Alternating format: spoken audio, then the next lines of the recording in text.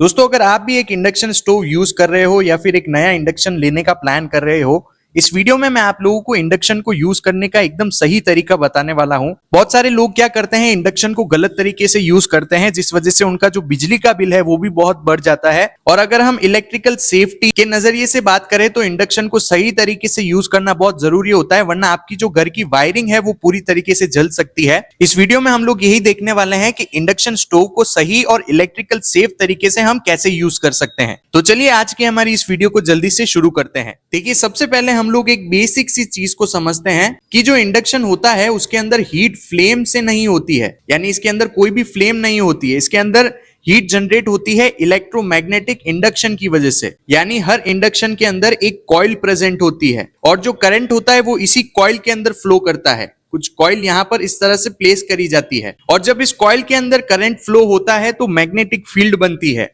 और हीट जो होती है वो डायरेक्टली इस बर्तन के अंदर जाती है। इसीलिए इसकी जो एफिशिएंसी होती है वो बहुत ज्यादा हाई होती है। अब इंडक्शन के अंदर सिर्फ वही बर्तन काम करता है जो मैग्नेट को खींचने की क्षमता रखता है, यानी एक ऐसा बर्तन जिसके ऊपर मैग्नेट चिपक रहा है वही बर्तन इंडक्शन के लिए काम आता है। अगर आपको चेक करना है कि कोई बर्तन इंडक्शन पर चलेगा या नहीं तो आप मैग्नेट की मदद से भी उसे चेक कर सकते हैं। अब दोस्तों, इंडक्शन को सही तरीके से किस प्रकार से यूज करना है उसके लिए हम आते हैं सबसे पहले पॉइंट पर, और वो पॉइंट है कि आपको प्रॉपर सॉकेट यूज करना है। देखिए, इंडक्शन अप्रोक्सीमेटली 2000 वॉट का होता है और ये अराउंड 9 एम्पियर का करंट लेता है। दोस्तों, अगर आपको जानना है कि एक इंडक्शन कितना करंट लेता है तो इसके ऊपर मैंने एक डेडिकेटेड वीडियो ऑलरेडी बना रखी है, जिसमें मैंने आपको एकदम इजी लैंग्वेज में बताया है कि आपका इंडक्शन कितना करंट लेता है। तो ऊपर आई बटन पर क्लिक करके आप उस वीडियो को देख सकते हैं या फिर उस वीडियो का लिंक आपको डिस्क्रिप्शन में भी मिलेगा। अब यहाँ पर अगर इंडक्शन 9 एम्पियर का करंट ले रहा है तो हम उसे किसी नॉर्मल 6 एम्पियर के सॉकेट में नहीं लगा सकते हैं, वो सॉकेट इतना लोड ही नहीं ले पाएगा। इसीलिए हमें वहां पर या तो 16 एम्पियर या फिर कोई 32 एम्पियर का सॉकेट लेना होगा। इसीलिए एक प्रॉपर सॉकेट और प्रॉपर वायरिंग का होना बहुत जरूरी होता है। आप अगर किसी 2000 वॉट के इंडक्शन को यूज कर रहे हैं तो आपके घर के अंदर मिनिमम 2.5 स्क्वायर mm की वायरिंग होनी ही चाहिए, वरना क्या होगा, जब आप बाकी अप्लायंसेस जैसे कोई आयरन हो गया या फिर कोई हीटर हो गया और इंडक्शन, इन सारी चीजों को अगर आप एक साथ चलाएंगे तो जो वायरिंग है उसके ऊपर बहुत ज्यादा लोड पड़ने वाला है और हो सकता है उस लोड की वजह से वायरिंग जल भी सकती है। इसीलिए आपको प्रॉपर रेटिंग का सॉकेट यूज करना है, हो सके जितना अपनी वायरिंग को भी सही तरीके से यूज करना है। यहाँ पर एक और इंपॉर्टेंट बात आती है कि सॉकेट सिर्फ दिखता सेम है लेकिन अंदर की जो वायरिंग और कॉन्टेक्ट की कैपेसिटी होती है वो अलग अलग होती है। 6 एम्पियर सॉकेट में कॉन्टेक्ट छोटे होते हैं, यानी उसके अंदर अगर हाई करंट आएगा तो उसके अंदर हीट जनरेट होगी और धीरे धीरे जो कार्बन डिपॉजिट है वो भी बढ़ जाता है और फिर स्पार्क या फिर बर्निंग स्मेल आती है। इसीलिए 6 एम्पियर के सॉकेट को हम यहाँ पर नहीं यूज कर सकते हैं। अब आते हैं दोस्तों स्टेप नंबर 2 पर, वो है कि आपको अपने वोल्टेज का ध्यान रखना है। अगर आपके घर में 220 वोल्ट की जगह गिरकर 200 वोल्ट आते हैं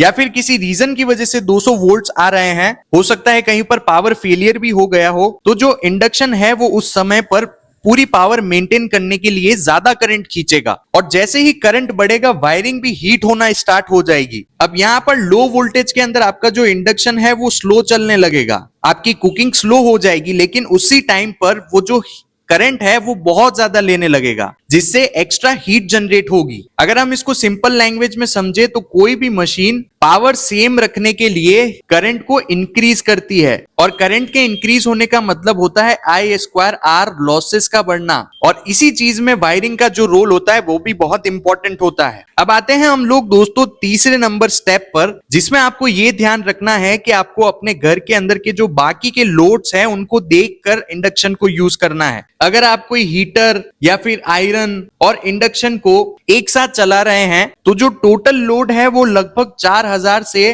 5000 वोल्ट हो सकता है। ऐसी सिचुएशन में आपके घर के अंदर की जो एमसीबी लगी है वो भी ट्रिप हो सकती है, और इस सिचुएशन में एमसीबी का ट्रिप होना कोई फॉल्ट नहीं होता है, ये प्रोटेक्शन होता है, क्योंकि एमसीबी का काम ही यही होता है कि अगर ओवरलोड हो गया है तो हमें उससे प्रोटेक्ट करना है। इसीलिए ध्यान रखिए, जब भी आप इंडक्शन को यूज करते हैं तो साइमल्टेनियसली हीटर, आयरन या ऐसी कोई हैवी चीज है जैसे कोई गीजर हो गया, इनको एक साथ यूज ना करें। यहाँ पर एक बेहतर तरीका ये हो सकता है कि आप अपने इंडक्शन के लिए अलग से पावर सॉकेट या फिर अलग से कोई वायरिंग डाल लीजिए, ताकि आपकी जो घर की वायरिंग है उसके ऊपर कभी भी लोड ना आए। ये एक सही तरीका होता है इंडक्शन को यूज करने का। अगर आपके घर के अंदर 2.5 स्क्वायर mm की वायरिंग नहीं है या फिर उससे कम की वायरिंग है तो आप इस तरह का एक एडिशनल स्विच और सॉकेट लगा सकते हैं और अलग से वायरिंग करवा सकते हैं अपने इंडक्शन को यूज करने के लिए। अब दोस्तों हम लोग फोर्थ चीज पर आते हैं और वो है सही तरीके का यानी फ्लैट बॉटम का बर्तन यूज करना। क्योंकि इंडक्शन के अंदर जो हीट ट्रांसफर होती है वो डायरेक्ट कांटेक्ट से होती है, इसके अंदर कोई भी फ्लेम्स नहीं होती है, जैसा मैंने आपको वीडियो की शुरुआत में बताया। यानी अगर कोई ओवल शेप का बर्तन हुआ यानी ऐसा बर्तन हुआ जिसका बॉटम नीचे से फ्लैट नहीं है तो जो कांटेक्ट है वो प्रॉपर तरीके से नहीं हो पाएगा। और यहां पर अगर कांटेक्ट ही प्रॉपर तरीके से नहीं हुआ तो हीट ट्रांसफर नहीं हो पाएगी। ऐसे में आपका इंडक्शन तो चलेगा, वो पावर भी उतनी ही कंज्यूम करेगा, लेकिन जो बर्तन है उसको गर्म नहीं कर पाएगा सही तरीके से। और यहां पर अगर बीच में गैप हुआ तो एफिशिएंसी गिर जाएगी। इसीलिए आपको ध्यान रखना है कि आपको एक फ्लैट बॉटम का बर्तन ही यूज करना है ताकि जो कांटेक्ट है वो बेहतर तरीके से हो पाए। अब दोस्तों बात करते हैं कुछ ऐसी चीजों की जो आपको अवॉइड करनी है, जिसमें सबसे पहली चीज है कि आपको कभी भी एक्सटेंशन बोर्ड पर किसी इंडक्शन को नहीं लगाना है। क्योंकि क्या होता है, जो हम मार्केट से एक्सटेंशन बोर्ड लेते हैं उसके अंदर थिन वायर्स होते हैं जिससे रेजिस्टेंस हाई होगा और जो हीट जनरेट हो रही है वो बढ़ती है। और extension boards mostly low quality के होते हैं, उनके अंदर जो कॉपर होता है वो भी पूरा नहीं होता है, इसीलिए वो मेल्ट हो जाते हैं। आपको अवॉइड करना है कि एक्सटेंशन बोर्ड के अंदर आपको इंडक्शन को नहीं यूज करना है। दूसरी चीज जो आपको अवॉइड करनी है वो ये है कि जब आप इंडक्शन का प्लग किसी सॉकेट में लगाते हैं तो वहां पर आपको लूज सॉकेट नहीं रखना है, यानी प्लग जो है उसको सही तरीके से प्रॉपरली लगाना है। अगर लूज प्लग लगाया आपने सॉकेट के अंदर तो वहां पर स्पार्क और हीटिंग होगी जो बहुत ज्यादा डेंजरस हो सकती है। ये लूज कनेक्शन धीरे धीरे आर्किंग बनाता है और इससे जो सॉकेट है वो भी बर्न हो जाता है। तीसरी मिस्टेक जो आपको अवॉइड करनी है दोस्तों वो है वेट सरफेस पर यूज करना।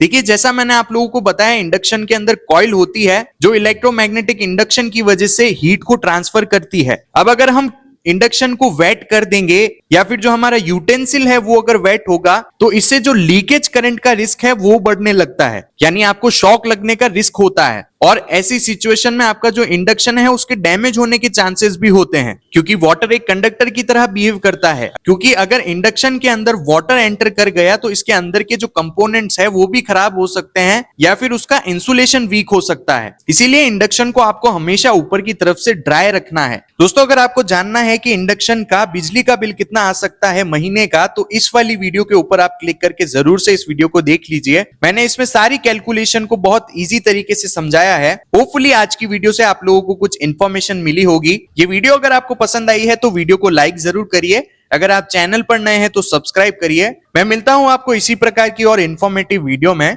Thank you for watching.